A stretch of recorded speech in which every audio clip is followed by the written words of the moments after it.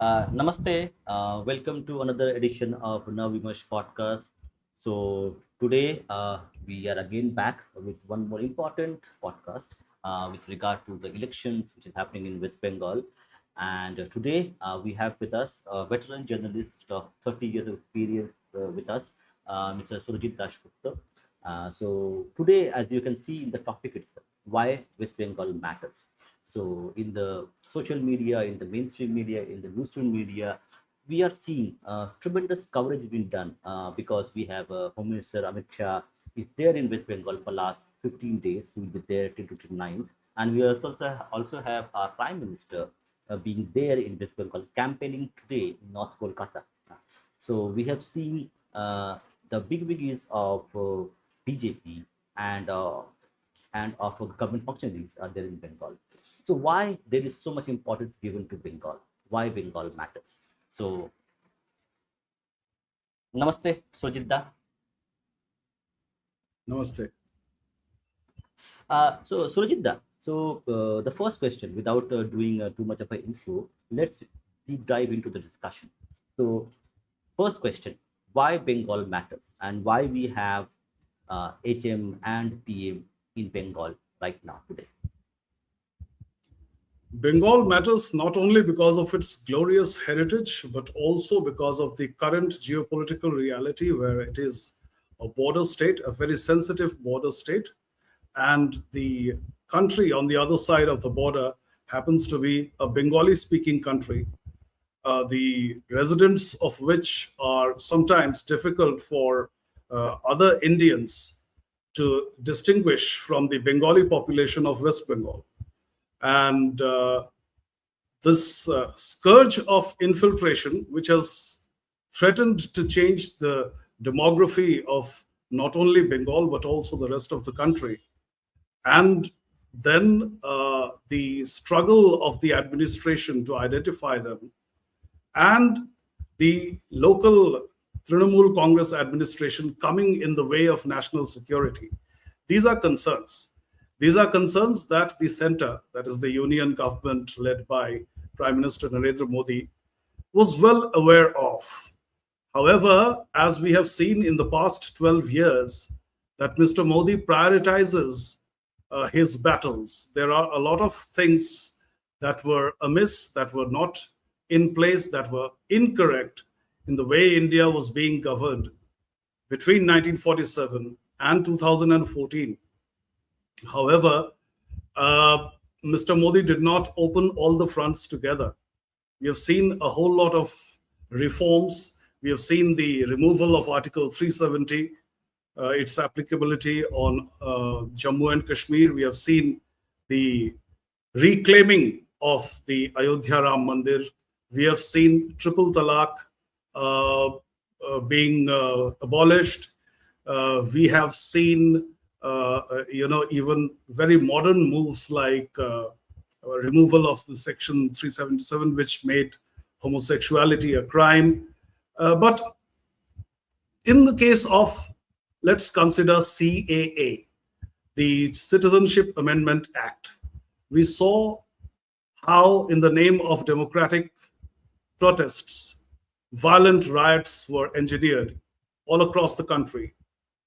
And we can quite understand what happens whenever Mr. Modi tries to change, tries to reform any section of governance, what kind of reactions we get. So imagine trying to alter the way things have been under Mamata Banerjee in West Bengal. If he had simultaneously opened all these fronts, as it is said in military strategy, it's never advisable to fight a two-front war or a multiple front war. So you cannot, just pick enmity or antagonism against multiple adversaries. That is one issue. Now, what happened in 2021 after the last assembly elections in West Bengal is that there was terrible violence against the opponents of the government, particularly the BJP, and in particular the Hindus of BJP. So the Hindu Karyakartas, the Hindu workers, were butchered mercilessly, their houses were razed, their women folk were raped, and people cried for help. It was alleged that many local leaders did not even pick their phones. They did not even receive the calls for help by the lower level karyakartas. And since then, for the past 5 years, Indians in general and Bengali in particular, including Bengalis like you and me who live outside Bengal, have been urging the government to do something about the state, or else, given the demographic reality and given the terrible, the alarming frequency of communal riots, they should rather be called pogrom because Hindus are targeted in a one sided manner. In a riot, both the sides attack and both the sides lose people. But particularly since 2017, it started in 2013, but 2017 onwards, the riots became more and more intense. And there have been at least two riots on average in West Bengal targeting Hindus. Now, right about a year after the 2021 polls, an incident happened in northern India, which was BJP activist Tajinder Singh Bagga was arrested by Punjab police. At the time when he was being whisked away to Punjab, Haryana police intervened and Delhi police intervened and rescued him and brought him back. That incident demonstrated that if and when the Modi government wanted to intervene, it could come in the way of state governments as well.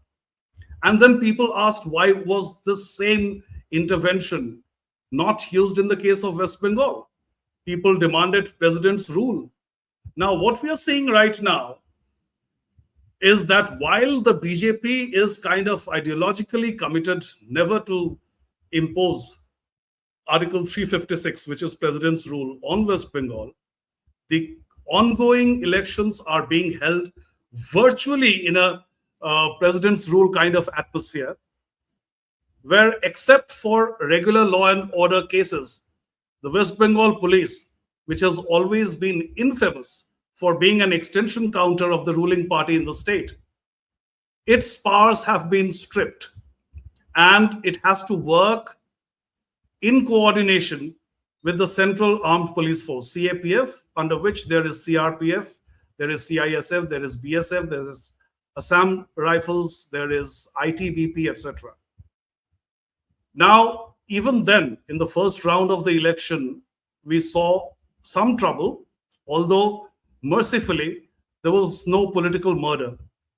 But in multiple centers, we found violence, we found polling agents of the BJP being thrown out, we found certain BJP candidates manhandled.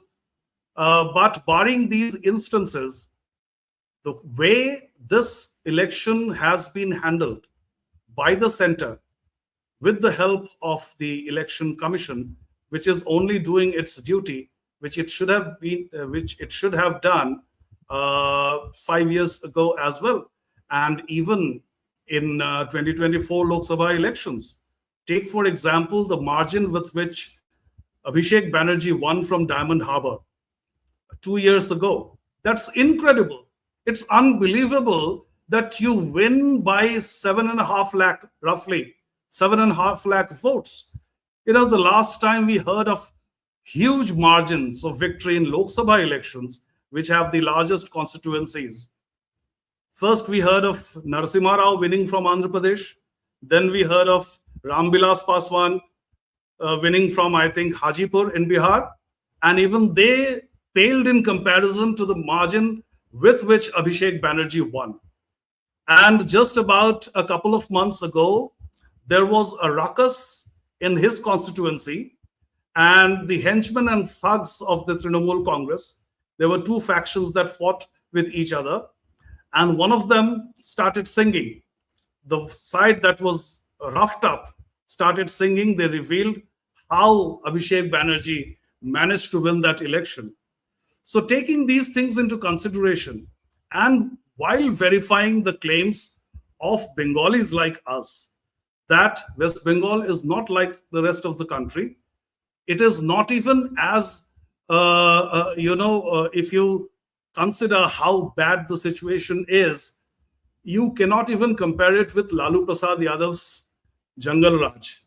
You cannot even compare it with the yesteryear's ballot box voting, where entire boxes were stolen, rather robbed. This is like an EVM machine being manipulated. Many people have seen that the topmost button in the Diamond Harbour seat, the EVM, had the entry for BJP, and that was taped out so that nobody could press that button. Things like that happened.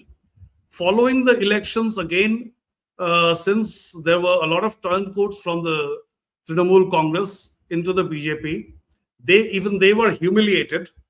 Some of the BJP even leaders were forced.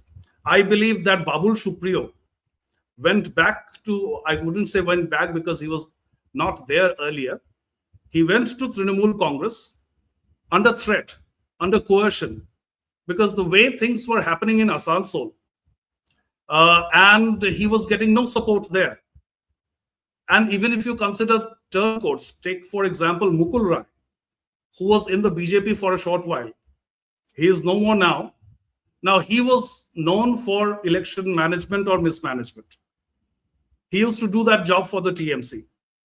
Strangely, when he came to the BJP, he was not utilized like that. So one wonders why he was brought at all. And then he went back, he became senile, he got into a vegetative state, and things that he said in his final months and years made no sense. He became politically useless. Anyway, the thing is, coming back to your question, why is West Bengal so important? What happens if the BJP does not take care of West Bengal? Well, it will secede from the country. Already the kind of attitude we used to see until recently, fortunately that has changed now, even among Bengali Hindus of West Bengal, as though nothing wrong was happening. Why was, even by fair means, it was so difficult to remove the Trinamool Congress? I am speaking in past tense because things are very promising right now. Trinamool Congress may well be on its way out. Anyway, we'll come to that later. So this ostrich-like attitude of local Bengalis, particularly Hindus, as though everything was hunky-dory, not so much in North Bengal, where Bengali Hindus were more aware of the critical nature of the situation. In southern Bengal, in and around Kolkata, there was this predominance of leftist and woke Bengalis who just refused to believe what was going on. Things couldn't have been left at their mercy. If we did, then we would lose the state. And I would say that sooner or later, in one of the future elections of Punjab, you will see the same thing. As I said in the beginning, that Mr. Modi does not open multiple fronts simultaneously. Punjab also is a festering issue, but we'll come to that later. Mr. Modi will come to that later. So it's one battle at a time, and the Central Security Forces and the Election Commission make us quite positive, quite optimistic about a free and fair election. You have seen more than 92% of turnout in the first round. What does that mean? That means that, consider two situations. Let's say last time 83% of people voted, and this time in the first round it is above 92%. Now consider 80% for a a rounded up figure for convenience. Now 80 out of 100 people vote, 40 of them are fake. All right. So what happens while you are getting an overall figure of 80% voter turnout?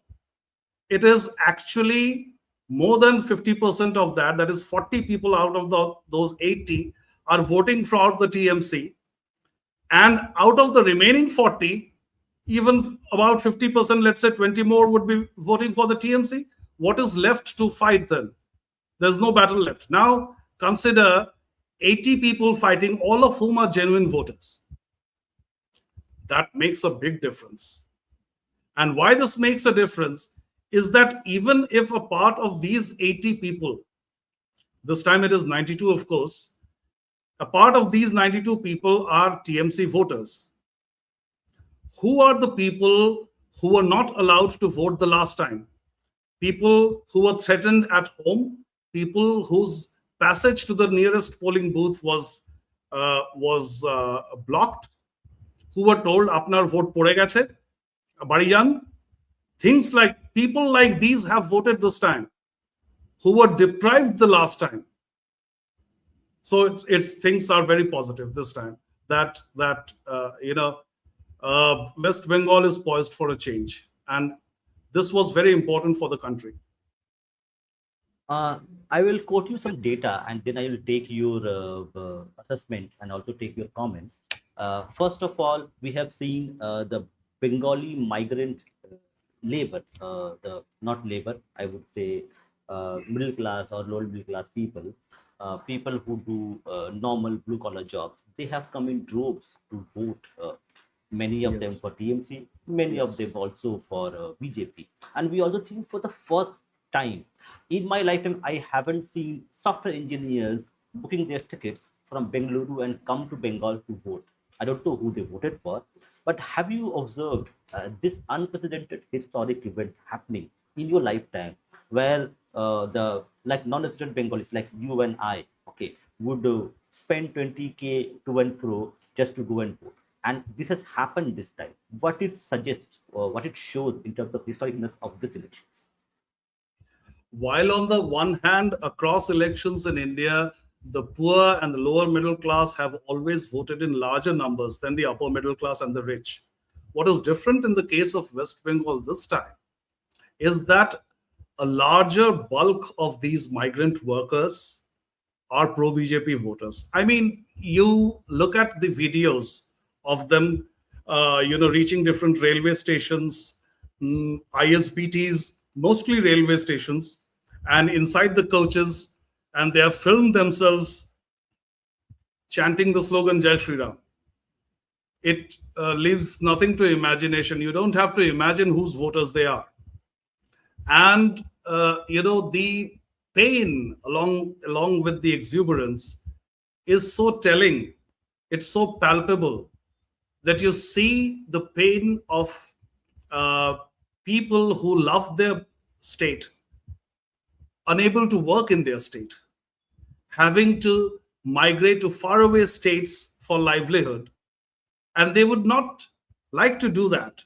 In fact, I remember that after the Trinamool Congress had won in 2011 for the first time, I tagged Derek O'Brien and said that when I had left Kolkata, it was a very sad state of affairs. Should I come back? Will you improve the condition of the state? And he wrote back, he said, yeah, come back, come back. Now, thank God I did not listen to him. It's so terrible. Right from childhood, I have seen in the different neighborhoods of Kolkata, as and when I used to come from a place in which is now Jharkhand. It used to be South Bihar back then. And things were so strange then, as and when we would come during the elections, we saw that same situation. Residents who have been marked as pro-opposition or anti-government, they were threatened. Their passages to the polling booths were blocked. But it used to happen in more of a subtle way. You could even lie your way through it. Like on this 23rd of April in Malda, there is a polling booth where there are about 400 or 450 odd Hindu families, and the rest are all Muslims. They were not being allowed to vote until the central forces arrived. So they were asking. One of the villagers said that they were asking on the way, are you going to vote for Mamata Banerjee? Because as Mamata Banerjee says, she is the candidate across 294 seats. ludicrous as that may be. But these polling agents and other thugs of the TMC were asking incoming potential voters, "Are you going to vote for the for Didi, for Pishi, for Mamata Bandyopadhyay?" And this guy was honest for reason known based to him. It is, I would advise, just light through your teeth. And he just returned like a simpleton.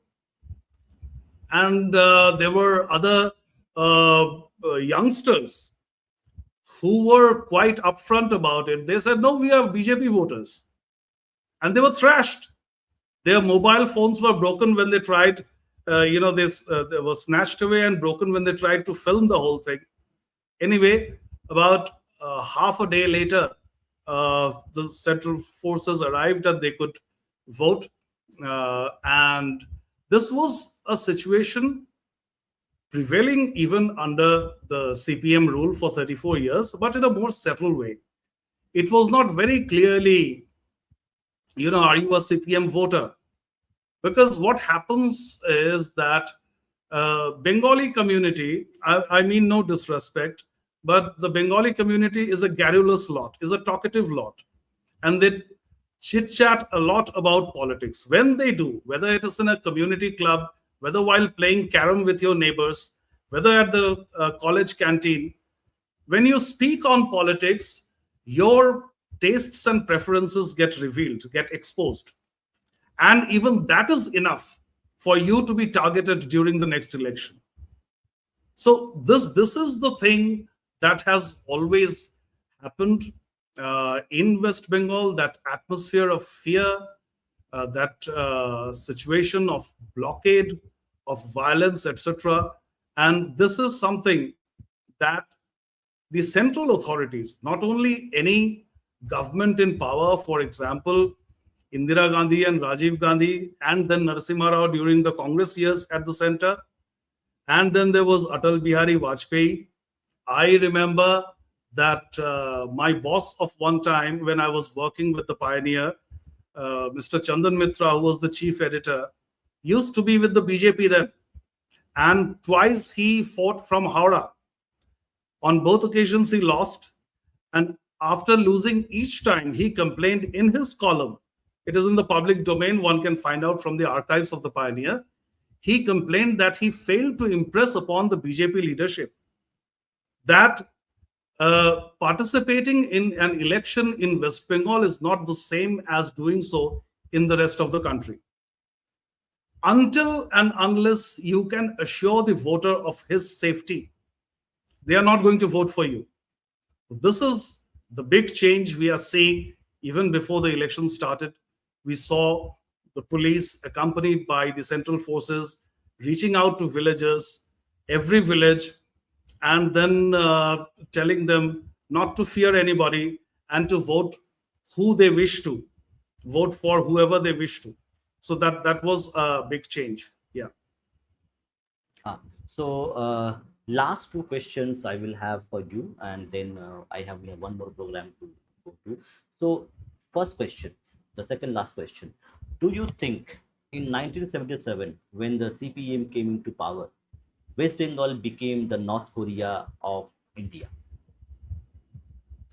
It became the kind of North Korea of India much before. In 1968, Mr. Aditya Birla was coming out of his office. This was the place near Dalhousie Square, where you have around you the General Post Office, you have the Eden Gardens, you have the Akashvani Bhavan, around that area in Kolkata. And he was dragged out of his car. He was stripped almost naked, left left with his undergarments only, and he was chased on the road. And when he survived that ordeal, he decided to take his headquarters of the Birla Group away from Kolkata. And this was such a symbolic thing, so terrorizing, that almost the entire industry, all large-scale industries, decided to shut their shops in West Bengal and move elsewhere. Now, between 1968 and 1977, there were a few interim governments. And since the Naxalism had been very active and rampant and rife in West Bengal between 1966 and 1972, kind of spade work had been done for the communists. Since the Naxals were not mainstream politicians, they couldn't be voted to power, but the kind of atmosphere that they built helped CPM come to power. So there were also stretches of president's rule in between. And then there were, like Jyoti Basu wasn't the chief minister right away. He became later. But then what happened was that it was a period much before 1991 when Soviet Union collapsed. And therefore, people, including national level politicians, did not have an inkling of the fact or a prescient view of the future that communism is going to collapse worldwide. And the Soviet Union is going to disintegrate into 22 different parts. Initially, when it broke down, it was Russia and 21 CIS countries, Commonwealth of Independent States. You know, all these Muslim Central Asian countries like Kazakhstan, Uzbekistan, Turkmenistan, so Tajikistan, and all these. Then there was Ukraine, there was Georgia. Altogether, there were 21 states that Russia had occupied. And what is more important in the context of your question is that Mikhail Gorbachev, the last president of the Soviet Union, realized how from inside everything had corroded away in his country. And only because of the Iron Curtain of censorship, the people across the world did not know what was going on inside, which is why he began glasnost and perestroika, transparency and democracy. Now, such a thing hadn't happened in India. Even now, today, there are many starry-eyed socialists in Uttar Pradesh and Bihar. So, how horrible an ideology, communism and socialism can be, the center had no idea. They let Jyoti Basu be. They let him do whatever he wanted. They did not intervene. And even politically, not just administratively, they did not intervene even in terms of the ruling party at the center. As I named the prime ministers of the Congress, Indira, Rajiv Gandhi, and then Narasimha Rao, Congress workers used to get butchered in broad daylight in Calcutta, and these prime ministers did not care. And then when for 6 years, first for a year and then for 5 more years, Mr. Atal Bihari Vajpayee was there, his hands were of course tied by coalition dharma. He did not have the kind of spectacular majority that Mr. Narendra Modi has enjoyed at least for 2 terms. And even now with 240 seats of the BJP, since the allies are rock solid, he is in a very good position to implement all the ideological ideas of the Sangh, as well as things that are necessary for the country, other things that are necessary for the country. And therefore, the question of Bengal being the North Korea of India is somewhat like,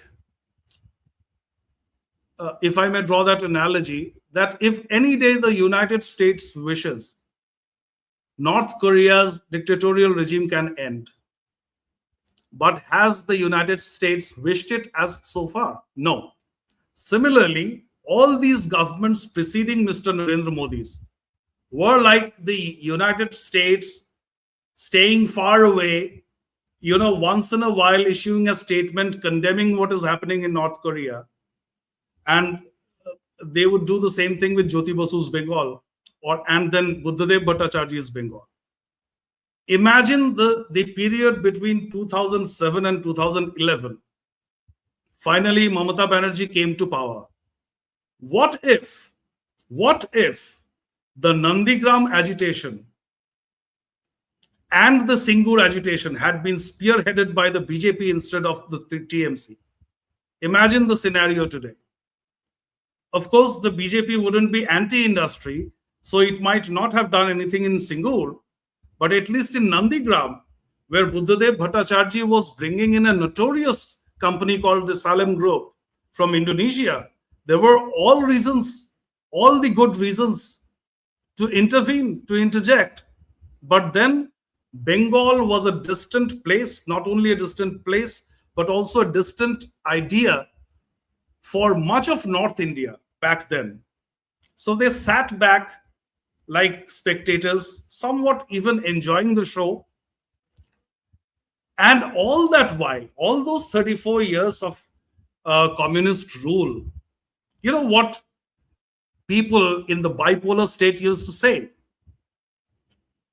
People used to say, all right, we understand that Jyoti Basu is not good for the state. We understand that Buddhadev Bhattacharya is not good for the state. We understand that communism is a bad policy, especially since Narasimha Rao demonstrated how the alternative way of running the economy is a much better idea. It created our class, our economic stratum. My economic stratum came into existence thanks to Rao, thanks to Prime Minister Rao. You know, my father, my grandfather, and I'm sure yours as well, we used to, kind of euphemize our economic status by calling ourselves middle class. We used to be poor people. You know, in the 1980s, I remember reading a magazine, an issue of Competition Success Review, and there was a quiz section there. The question was, what is the salary of the President of India? And the answer was rupees 9,999. Imagine the kind of economy we lived in, where the highest paid government servant's salary was 9,999. The second highest paid government servant was the Chief Justice of India. And what was the income of IAS officers? Between 4,000 and 6,000 rupees. Second grade officers, up to 4,000 rupees. Third grade officials, between 2,000 and that. Okay, and don't think that, okay, things were easier because the commodities used to be much cheaper. No, that's not the case. I remember as children when we used to do window shopping, and I would tell my father, and it was the same across my peer group. We told our fathers to buy us something, and they would say, we'll think about it next month, next quarter, next year, maybe. If it's a big thing like a fridge or a TV, maybe 5 years later. Scooter, forget it. And motorcycle, we can't even think about it. Forget about a car. So no, we have come to a much better place. We have emerged from the North Korean kind of conundrum that we were forced into, and West Bengal used to be the worst place out of that. Even under kind of better off situation under the CPM than under the TMC. I remember while visiting Kolkata, the kind of bus fare, the kind of auto rickshaw fare, the kind of rickshaw fare of that place is ridiculously low. Food is ridiculously cheap. Why is it so? Because people cannot afford if you raise the prices. So that is the kind of India from which we emerged, and that is the kind of Bengal from which Bengal must emerge. And it is so dark now. It is not only a question of economic rights, it is also a question of communal existence. Our community is threatened And so this is worse than North Korea. In North Korea, there is no religious problem. In West Bengal, there is. The ruling dispensation is hostile to Hindus. So yeah, it's worse than North Korea. Yes,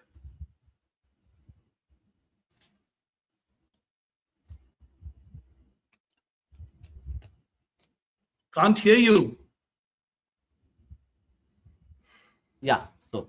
So we were just talking about the political legacy and the spiritual Hmm. legacy of Bengal, and in that context, Janasangh was founded in 1950s.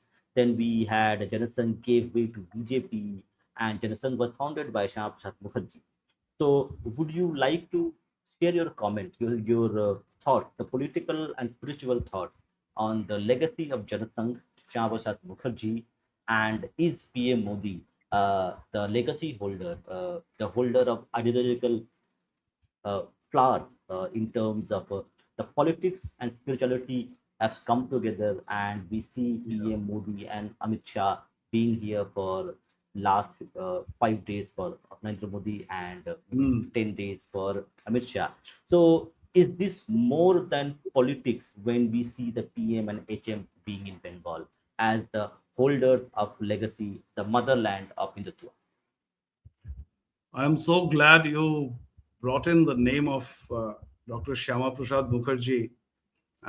And but for him, we wouldn't have a state called West Bengal with India, because as per the partition formula, any place that was Muslim dominated was to go to Pakistan, and Bengal was considered as a whole, not as Purvo Bongo and Paschim Bongo.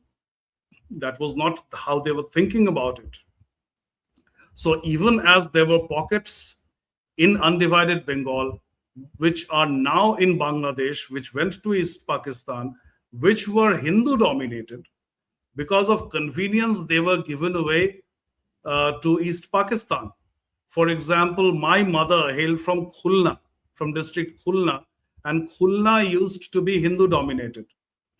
My father hailed from Chittagong, and the Chittagong hill tracts were Hindu dominated. If you go to Assam, especially the town of Shilchar, you will meet a whole lot of Bengalis who hail from Sylhet. Sylhet used to be Hindu dominated. All these places were given away to East Pakistan, and instead we were given to troublesome spots, Malda and Murshidabad. Because of continuity of map, you consider the map of West Bengal. If you remove Malda and Murshidabad, your connection with North Bengal snaps. Whereas if you take Khulna, it is not exactly at the border of Bangladesh. So it was difficult to for the cartographers to make a map out of that. Which is why, for convenience, since India lost Khulna, Chittagong hill tracts, and Sylhet, they were compensated with two Muslim dominated areas, Malda and Murshidabad. Now, if you consider this thing that we are left with, thanks to Shyama Prasad Mukherjee, this piece of land, this piece of culture, which is more important than land, because as things have progressed since 1947 or 1971, the Bengali society of West Bengal hasn't quite shaped up like the Bengali society of Bangladesh, right? And the threat that we face, the cultural existential threat we face in West Bengal today, is that this difference is going to be blurred increasingly, just like in Bangladesh during an Islamic process called Ijtima. You see those trains crowded with Muslim pilgrims on their roofs converging at a place. Such a thing happens even in Bengal. It happens in Murshidabad, it happens in Malda, it happens in Uttar Dinajpur, in parts of North and South Parganas. in parts of Birbhum, and very soon, if not checked, it will happen in Kolkata as well. These riots that I was talking about, if anybody mapped them, it would appear that somebody with a deliberate plan was encircling Kolkata with a noose and continuously tightening its grip. So this would soon happen there. And the idea behind Home Minister Amit Shah staying put in the state for the last 15 days of the election season would mean that his position as an authority from the center would convey a kind of respect, a kind of awe, which is why the terrible things that the Trinamool Congress as well as their police get away with, they cannot dare against him. So it's a combination of an effort to save our culture, our civilization, our Hindu way of life, and also in terms of the administrative unity and integrity of the place with India. You think about the native Muslims of Malda and Murshidabad and Dinajpur. Even they are getting a raw deal. So it is not entirely a communal question that it is Hindu versus Muslim. Yes, it is when it comes to Indians versus infiltrators. But even otherwise, as officially a secular party, the BJP can only do this much and no more. So what was the extent to which the BJP was ready to go? This is the extent. What you see right now is the extent. And it also entails the very combative speech Prime Minister Narendra Modi has been giving, beginning with his Brigade Parade Ground address, which is now about a month behind us. But beginning with that, if you compare with the situation 5 years ago, he hadn't conducted so many rallies. This time, why is he doing that? Because he is getting enthused from the feedback from the ground.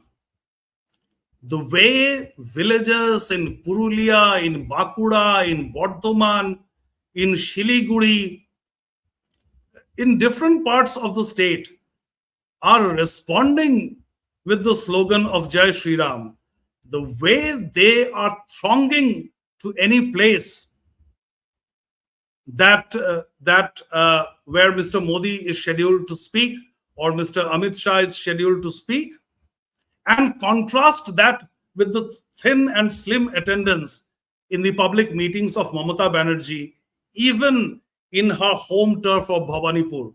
Yesterday, she complained that while she was trying to deliver her speech, loudspeaker from a nearby Shubhendu Adhikari's show was disturbing her, and so she left. That was her claim.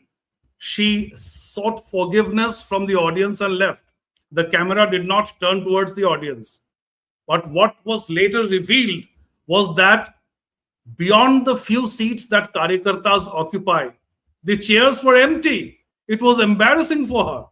We also saw her attempted road shows in Bhawanipur going empty, where security forces personnel outnumber general people. We have seen her doing namaskar and nobody responding.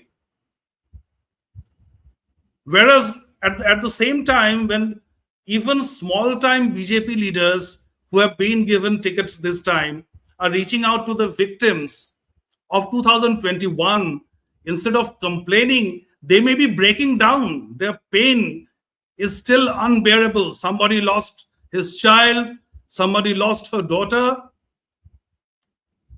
and they're not complaining. They are saying that we have come back with vengeance.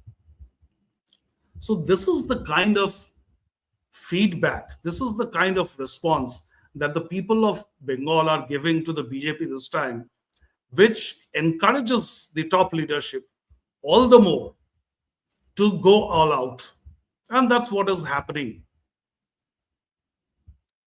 Thank you, Surajit da, for this wonderful discussion that we had. We hope to see you again with few more discussion in Bengali and also in English in coming for the second phase of the elections and few more other things that we had talked about. But thank you again for your time. We'll see you again. So, Jai Shri Ram, Vande Mataram. Jai Shri Ram. Vande Mataram.